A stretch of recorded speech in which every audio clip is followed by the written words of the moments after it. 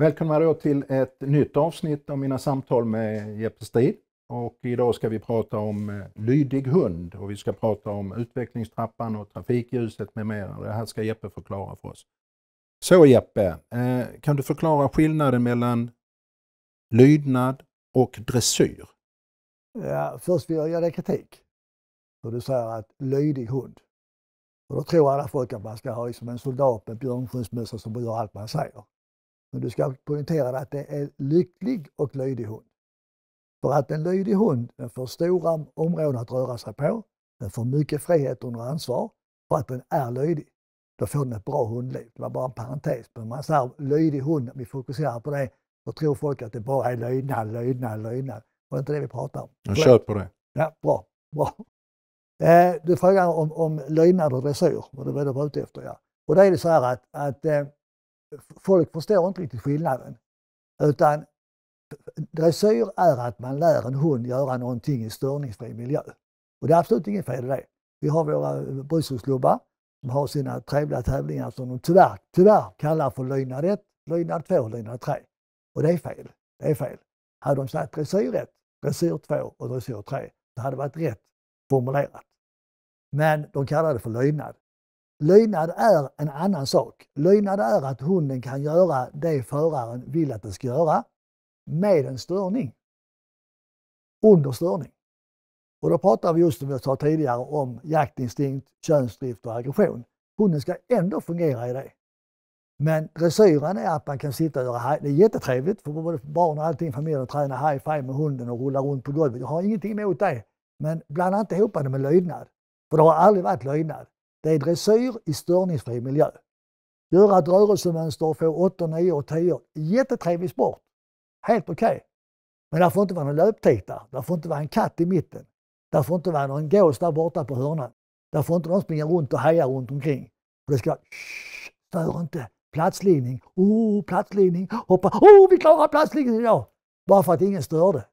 Sätt en katt där fram och fråga hur många som klarar platslinningen. Det är lydnad. Stor skillnad. Då har jag en följdfråga till dig. Fast du ska intervjua mig så har jag en följdfråga. Ja?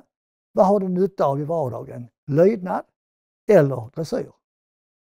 Jag har nytta av att kunna stoppa min hund och kalla in den. Och då borde svaret vara lydnad. Tack. Och sen kan du syssla med hur mycket dressyr du vill. Det är helt okej. Men om du inte har lydnaden, då är det hela tiden din omgivning som styr om du kan ha din hund i ett lyckligt och fritt liv och inte störa omgivningen eller själv komma till skada. Det är stora skillnaden. Och det har folk svårt för att ta in. Och hur kombinerar du då in det med hundägarskolan? Knyt ihop säcken där så att säga. Genom att förklara att folk måste förstå att om man har en hund, vi kan se här på någon liten filmsnutt där man kastar bollar och sånt och hunden är kvar. Då ska hunden vara kvar till man säger ta bollen. Exempelvis. Enkel övning. Istället för att den tycker om bollar så den springer alltid efter det. Ja, det är jättekul. Men den ska inte springa efter bollen om inte jag vill. Den tycker om barn. Det är jättebra att den tycker om barn. Men den ska inte hälsa på några barn förrän barnen frågar, får jag hälsa på hunden? Ja, det kan du göra. Sitt ner och ta det lugnt, ska jag släppa fram hunden. Det är en hälsning. Men hunden hoppar fram och hoppar upp och slickar dem i huvudet och tycker det är kul. Han tycker så mycket om barn. Liksom, folk förstår inte skillnaden. I mitt hundliv så upplever jag ju att lydnaden kan jag sätta på många bitar, men den chanserar rätt så snabbt om inte man jobbar med den. Är det jag som ser det på fel sätt eller borde hunden kunna mer? Det första man måste tänka på är att alla relationer mellan två individer, sen kvittar de det på 4 ben eller 2 ben, det är alltid på väg. Alltid på väg. Så en relation är alltid under förändringens gång. Och där måste vi vara med och läsa. Om vi nu tar exempel, du tycker om jakthundar själv. Om vi tar jakthunden. När vi börjar en säsong med jakthunden så är den bra i hand kan vi säga. Men under tidens resa på säsongen så blir den bättre och bättre erfarenhetsmässigt på att hantera jakten och göra vad den ska i instinktsmässig avseende. Men ofta så flagnar lite grann dressyren på kanten. Det måste jag rätta upp till nästa år för att hålla det under kontroll. Likaså när du har en hund. Alla som har en hund som är 5-6 år. Okej? 5-6 år. De börjar prata med sin hund. När man har en ung hund säger man kom hit. Duktig, bra fin pojke är du med. Då har man kommando.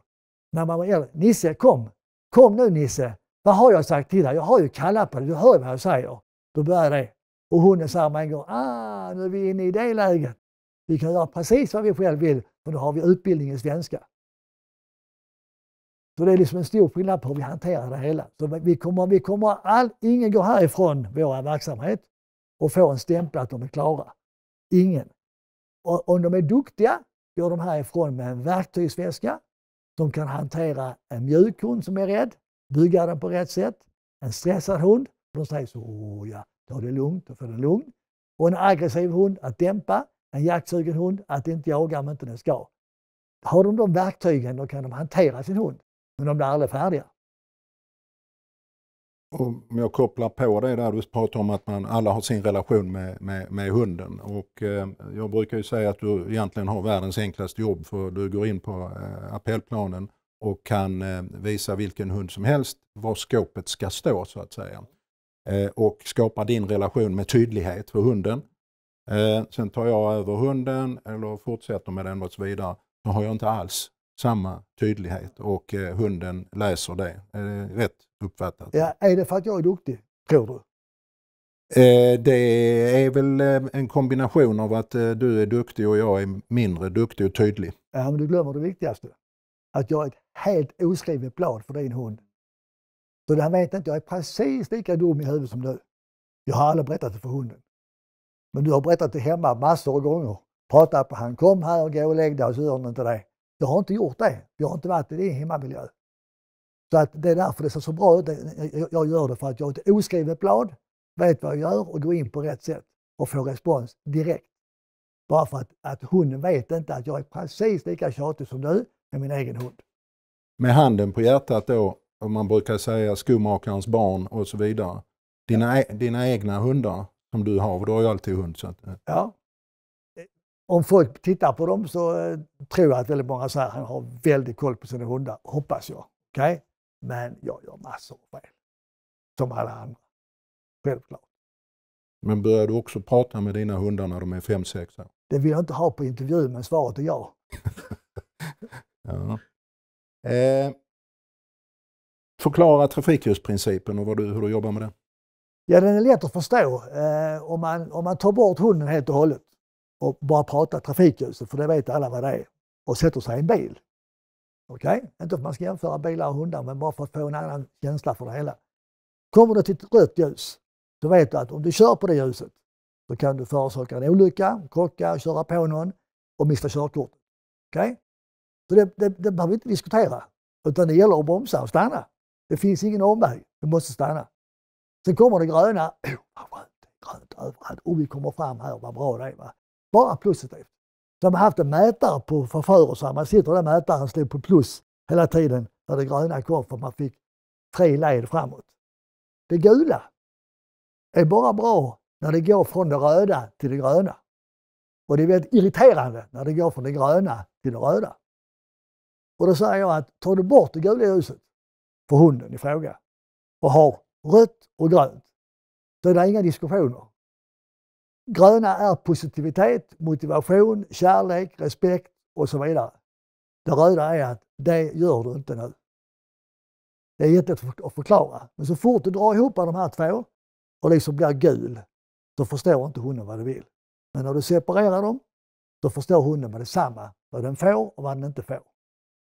Men du ska veta att det röda ljuset, om man nu använder det i träningen, är ju negativt. För det är gränssättande, eller hur? Allting som är gränssättande, allting som är kravmässigt, är ju negativt.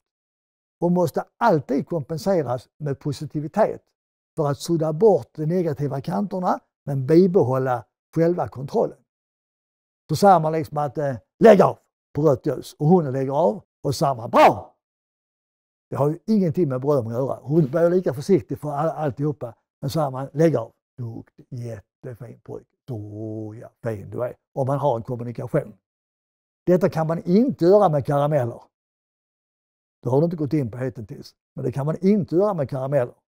Och det är ju så dumt med karameller, inte i inlärningsfasen, men på distans. För man kan ju inte ge en hund sin karamell på 10 meter när den stoppar på rött ljus. Varför ska man ge den en karamell på en halv meter när den stoppar på rött ljus. Jag fattar inte skillnaden. Men du sa, för att det är ju ytterligare en grej som där du är känd för. Inget godis på mina kurser och jag tror inte på den biten. Men du nämnde här i en bisats att i inlärningsfasen Har inga problem. om det fungerar. Så Ja, det är bara det att jag får ju säga om ditt hjärta är rätt. Det får jag säga om du inte har en godbit. Om det är en hund viftar på svansen och kommer in glatt och säger jag tycker om dig Sven, utan en godbit. Då vet jag att din gröna lampa fungerar på rätt sätt. Men står det med en köttbulle och rent fettig om handen och hunden går in och säger ta köttbullen och tycker inte om Sven, då får jag inte reda på vem Sven är. Utvecklingstrappan, vad är det då? Utvecklingstrappan, där kan man ju fråga om det har utvecklats. Då kan man ju säga att i det fallet har jag gjort. Jag började träna hundar i Sydafrika för 7-8 år sedan på vintrarna. Och pratar bra engelska men ändå inte mitt hemspråk. Så tänkte jag måste göra en tydligare förklaring till det hela. Då gick jag hem och ritade på den här grejen och gjorde den här inlärningstrappan. Och den kan man gå fram och tillbaka med hur många gånger man vill. Och tar du godiset, då har man ett stort problem. För att om man använder godis i träning, så är det jättebra när det lyckas. Men lyssna nu här. Att lyckas är inte det viktigaste i hundträning. Det är inte det viktigaste. Det viktigaste är att ändra ett misslyckat beteende, ett negativt beteende, till ett acceptabelt eller bra beteende. Det är där konsten ligger. Det är inte att visa vad som är rätt, att det bara fungerar. Utan att stoppa ett problem, hantera ett problem, det är det viktigaste. Och då ser ni att då kan man gå inlärningsmässigt, lyfter matskålen, sätter hunden så här. Varsågod. Allt är helt okej. Men så fort den kan det, då ska vi inte ha karameller och köttbullar och matskålar. Då ska man bara säga, då ska den sitta med en gång. Och då får den alltid beröm för det. Och då tar man små steg och ser om det funkar. Och kommer man hit upp här, där hunden är osäker och tycker den känns inte riktigt för den förstår vad jag menar. Ja, då är inte det rätt gjort.